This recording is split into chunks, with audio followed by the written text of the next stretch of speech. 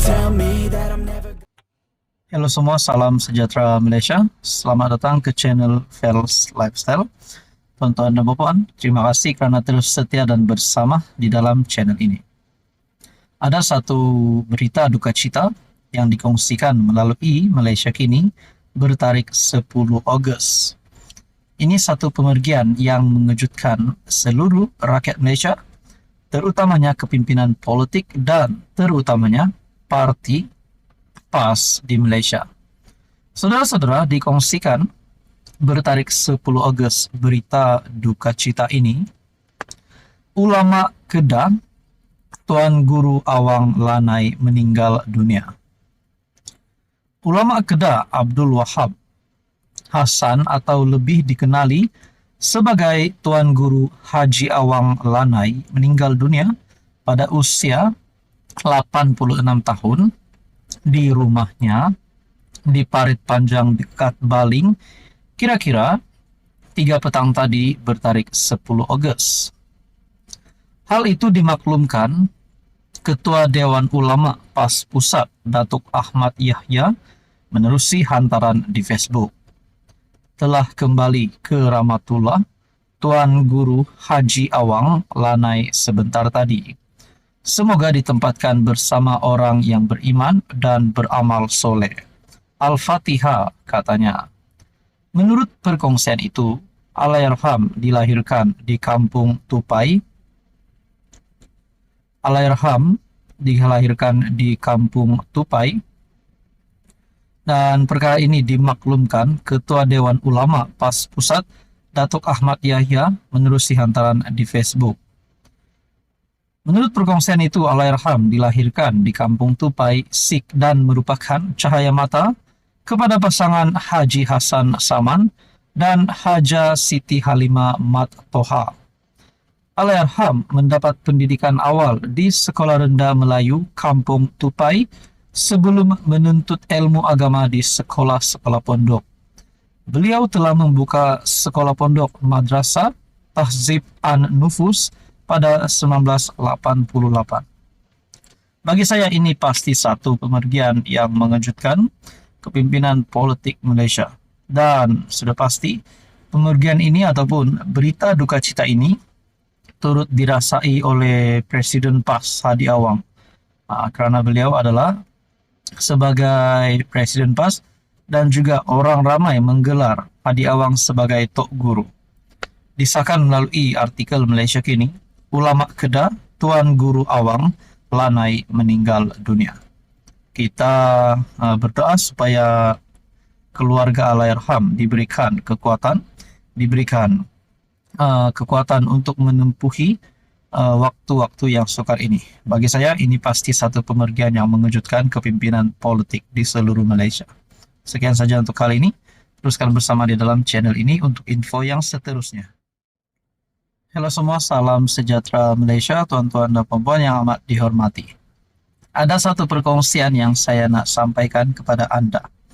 Ini adalah berkaitan dengan langkah Sheraton yang berlaku dulu, yang akhirnya menumbangkan kerajaan pada ketika itu.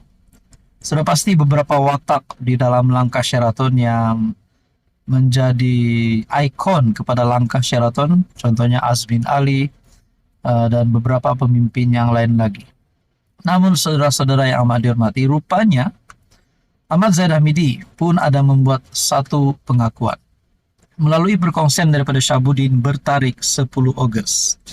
Pengakuan Zahid Hamidi hanya mengesahkan beliau mengkhianati Anwar. Apa yang kita boleh timbulkan persoalan di sini? Adakah langkah Sheraton yang dahulu pernah berlaku juga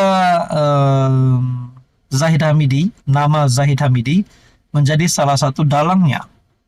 Kata Zahid Hamidi, beliaulah dalang utama yang menggulingkan Tun Mahathir ketika itu bagi tujuan untuk menyelamatkan masa depan UMNO.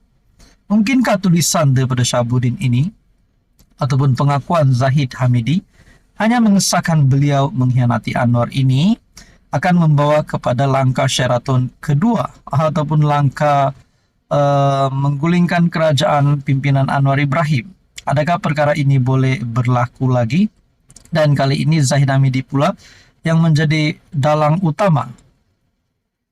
Jadi saudara-saudara, kalaulah Zahid Hamidi mengkhianati Anwar, membawa satu blok UMNO keluar daripada kerajaan perpaduan, adakah kerajaan perpaduan masih kekal sebagai kerajaan, Anwar Ibrahim masih kekal sebagai PM? Coba kita kira-kira, ada berapa kerusi parlemen di dalam kerajaan hari ini?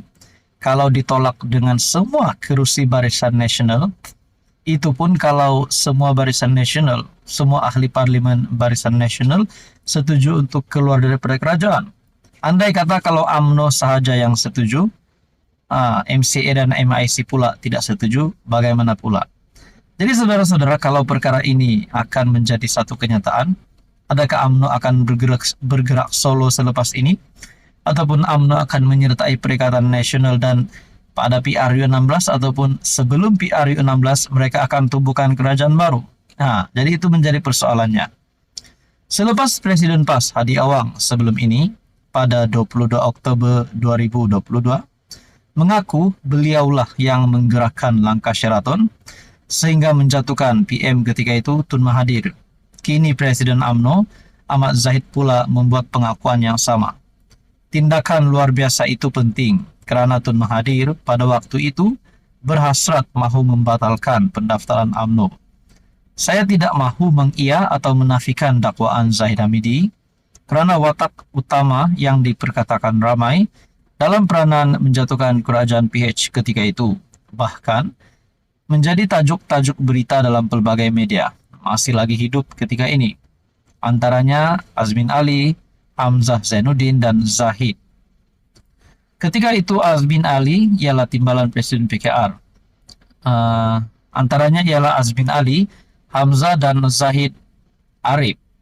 Ketika itu Azmin timbalan Presiden PKR, Hamzah pula mengetuai sekumpulan ahli-ahli parlemen UMNO yang menyertai bersatu demi mengukuhkan lagi kedudukan Tun M. Manakala Zahid Muhammad Arif adalah setiausaha politik kepada Tun Mahathir.